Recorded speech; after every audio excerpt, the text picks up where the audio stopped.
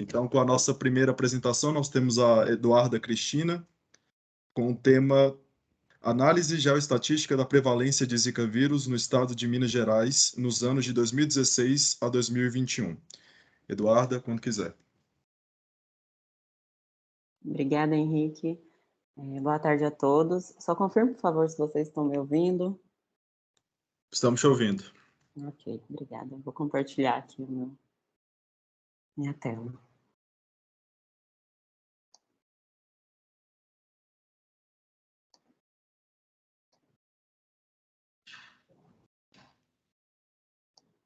Confirme para mim se vocês estão vendo. Estamos vendo também. Ok. Bom, um minutinho. Meu nome é Eduardo, a minha orientadora é a Gabriela, inclusive ela pediu para avisar que ela não poderia estar presente, porque ela tinha uma reunião nesse momento, né, neste horário, e eu não poderia adiar, por isso que ela não está aqui hoje com a gente. E como o Henrique disse, minha pesquisa é análise geoestatística da prevalência de Zika vírus no estado de Minas Gerais, nos anos de 2016 a 2021. Vou falar um pouco sobre como que a gente está desenvolvendo essa pesquisa. Bom, há alguns anos, o Zika vírus, ele causou muita preocupação aqui no Brasil, né? Estava representando, ainda está uma ameaça à nossa saúde. O Zika, ele é transmitido principalmente pelo mosquito Aedes aegypti, e alguns dos sintomas são esses aqui que eu citei: febre, erupção cutânea, dor nas articulações, esses aqui são alguns dos sintomas. No início de 2015, teve um surto deste vírus lá no Nordeste, né? E alguns meses depois, eles perceberam que teve um aumento do número de recém-nascidos com microcefalia, né? Nessas áreas que teve mais contaminação desse vírus.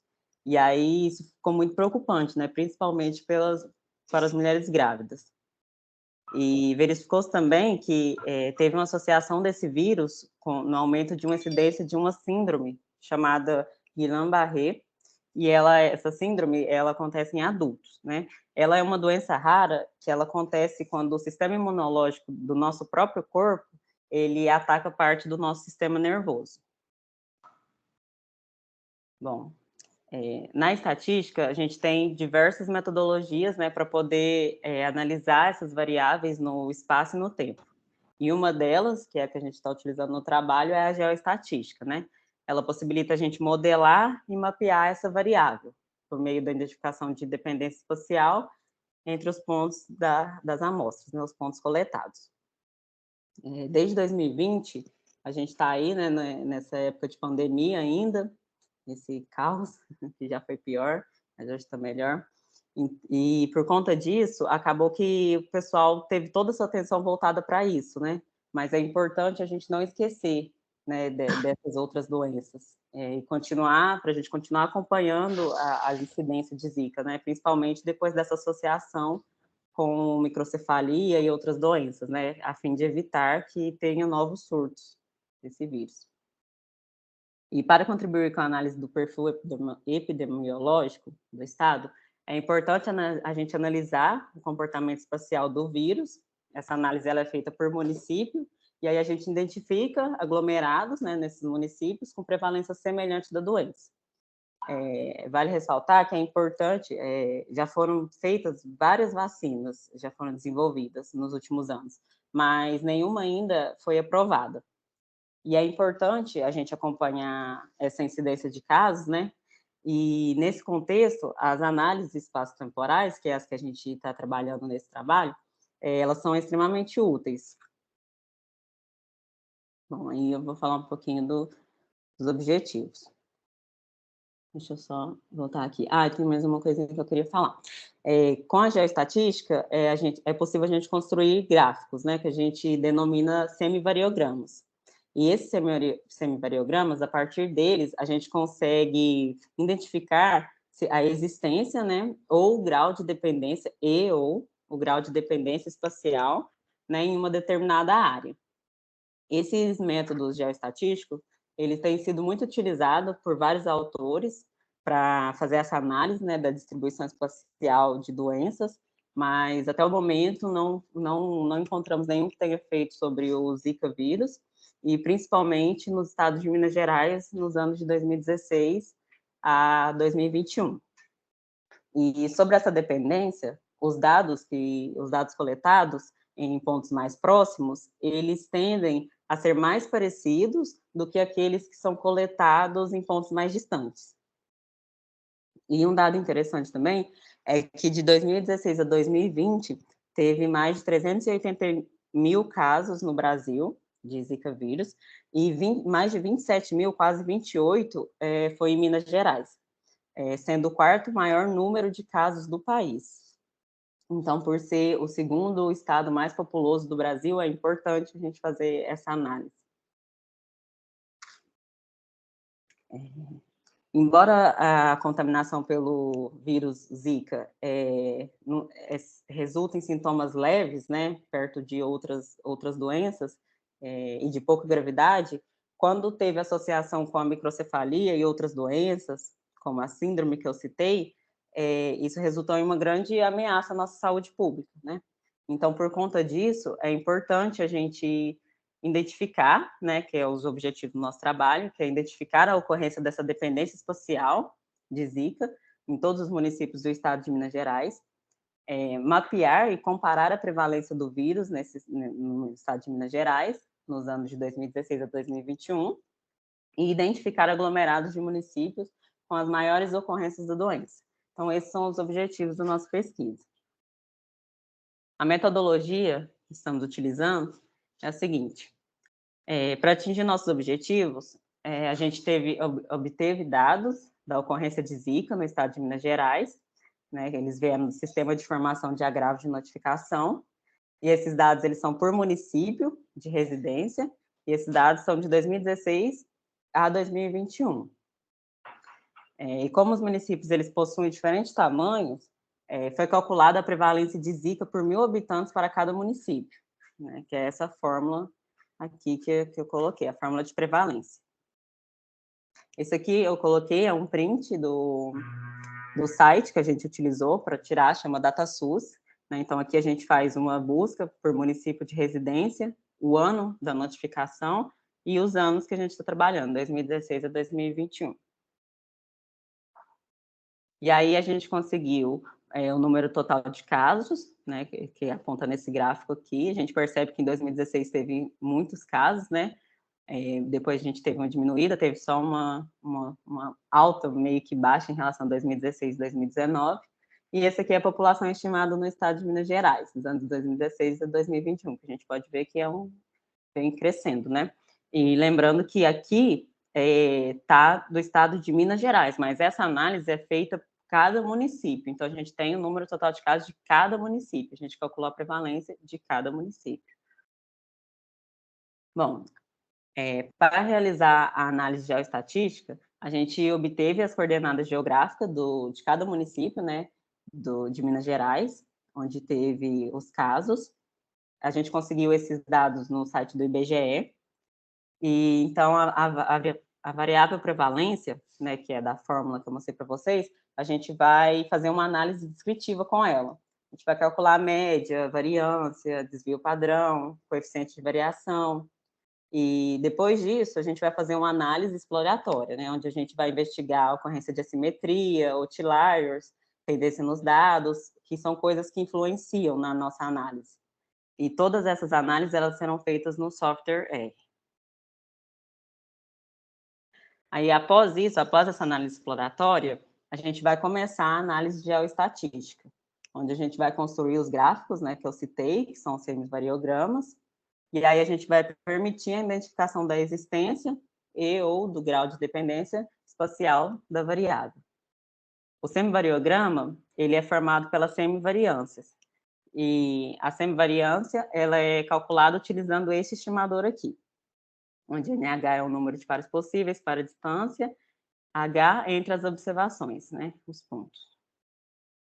Aí aqui eu coloquei um semivariograma genérico, esse aqui é considerado um semivariograma perfeito, né, para geoestatística, E aí, sobre essa dependência espacial, a gente espera um comportamento crescente, que é o que a gente pode analisar aqui no gráfico, um comportamento crescente, com o aumento da distância, até determinado ponto, no qual ocorre uma estabilização, que a gente chama de patamar, né, que é aqui, onde estabilizou. E a distância na qual ocorre a estabilização é denominada alcance da dependência espacial e representará a distância máxima de dependência entre os pontos. Né? Então, aqui, o gráfico perfeito semivariograma é esse aqui, ele sobe até determinado ponto e depois ele se estabiliza. Isso aqui a gente consegue ver que tem claramente uma dependência espacial. Ainda sobre a dependência espacial, a gente vai utilizar um método de interpolação de dados que a gente chama de krigagem ordinária. Os valores da prevalência de Zika vírus dentro do estado serão interpolados pela seguinte combinação linear, essa aqui, onde NV é a quantidade de vizinhos, ZSDI envolvidos na estimativa e lambda-I são os pesos associados a cada valor de ZSDI, sendo cada peso obtido conforme a variabilidade espacial expressa no semivariograma. Vou explicar aqui mais para frente como funciona isso. Aqui, esse aqui é a krigagem ordinária que eu acabei de citar. Então, com as estimativas que a gente encontrar, a gente vai montar esses mapas, né, que é o objetivo do nosso trabalho.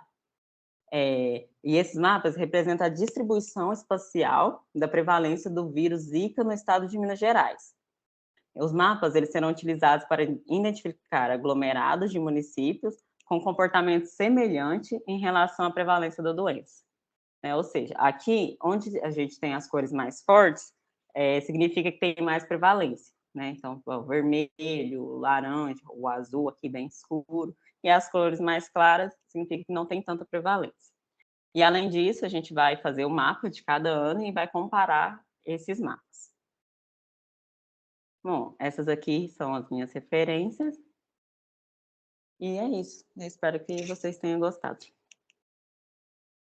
Obrigado, Eduarda. Parabéns pela apresentação. E agora o espaço está aberto para que vocês façam comentários, perguntas, tanto pelo chat quanto pelo microfone. Fiquem à vontade.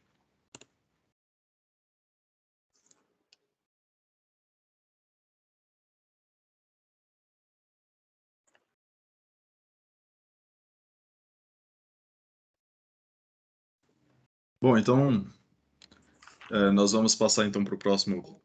Marcelo, vai querer falar? Vou. Ok. Eduarda, estou conhecendo melhor o seu trabalho agora, e inclusive a Eduarda começou a pesquisa há pouco tempo, né, Eduarda? E ela estava meio receosa, ela e a Gabriela, de apresentarem aqui hoje, porque ainda achavam que os resultados estavam um pouco incipientes. Bom, eu acho que vocês estavam equivocados. Eu gostei bastante do trabalho já a gente consegue enxergar o objetivo, a metodologia, que vocês têm domínios de ferramentas, o que talvez ainda não esteja concretizado, né, é uma conclusão, né, desses dados, né, que estão sendo analisados. A minha pergunta é, qual é o grau de dificuldade assim, no dia a dia para lidar com esses dados? É algo que te toma muito tempo? Como que você faz essa análise desses dados aí que você está conectando, que você está coletando? Acho que no ConnectSUS é isso, né? DataSUS. DataSUS. Como que é isso? Como que é esse dia a dia? É algo realmente difícil de lidar? Os dados vêm bem tabelados ou vêm faltando informações e vocês têm que tratar esses problemas? Explica um pouquinho melhor para a gente isso. Bom, para ser bem sincera, é bem trabalhoso obter esses dados, trabalhar com esses dados. Se eu não me engano, a única facilidade assim, que a gente teve foi para tirar esses dados do DataSUS em relação aos casos, números de casos, né, que eu apresentei ali nos gráficos. E a população estimada também, porque foi pelo mesmo site. Agora, as coordenadas, a gente teve muito trabalho para conseguir. Veio em graus diferentes que a gente não é graus que fala, mas veio no formato diferente que a gente queria, a gente teve que transformar tudo isso, uma quantidade muito grande, né? Um trabalho que a gente teve e está tendo ainda, inclusive, é que a gente ainda não conseguiu as coordenadas do limite de Minas Gerais, né, que faz a fronteira, que faz o desenho de Minas Gerais, que é uma coisa muito importante para a gente ir para o próximo passo. E a gente conseguiu alguns arquivos, só que aí a gente tem que converter arquivo, muitas das vezes essas conversões são pagas, são difíceis de conseguir. Então, assim, a gente introduziu um novo software, se chama QGIS, inclusive, não estava programado a gente utilizar ele, mas a gente utilizou ele para tentar fazer isso. A Gabriela, inclusive, conseguiu fazer, só que não ficou do jeito que a gente queria. Então, assim, resumindo, é bem trabalhoso. Às vezes a gente pensa que a gente conseguiu uma coisa ali, vai, mas a gente tem que trabalhar mais em cima ali daqueles dados. Ok, obrigado, hein? Hum, E parabéns pela apresentação. obrigada a todos.